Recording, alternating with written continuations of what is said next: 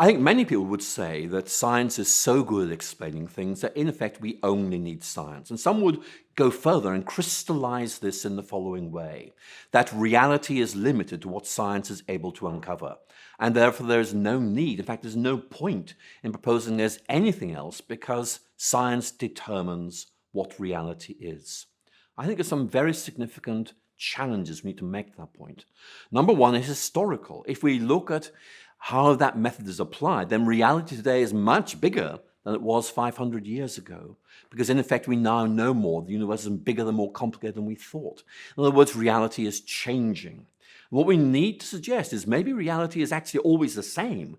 It's just that science is able to access more of it. In other words, there is a reality beyond science, which science is able to access, but science cannot be allowed to limit what reality is, because in 100 years' time, we'll realize we had unnecessarily and improperly restricted what reality is. But there's another point here, and that is actually, this is really about scientists saying, listen to us, don't listen to anyone else. And I love science, but I worry about what I might call scientific imperialism. When in fact, scientists try to take over everything. We don't need philosophers, we've got science. I'm sorry, we do need philosophy. We need to bring critical tools to bear on everything, including science itself.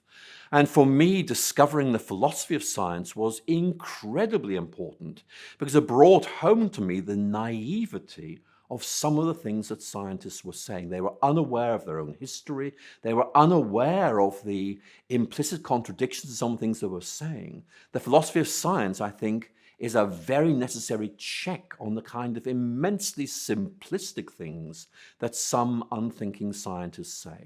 Happily, there are many other scientists who are much more aware of the limits of science, of its excellence in certain areas, but its inability to answer fundamental questions in others.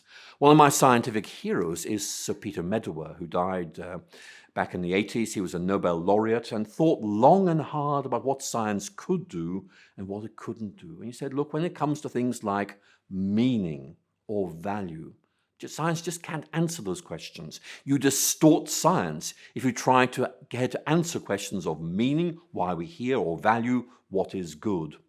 But I'm going to make a suggestion that what is the meaning of life, what is good, how do we lead a good life, are incredibly important questions for human beings.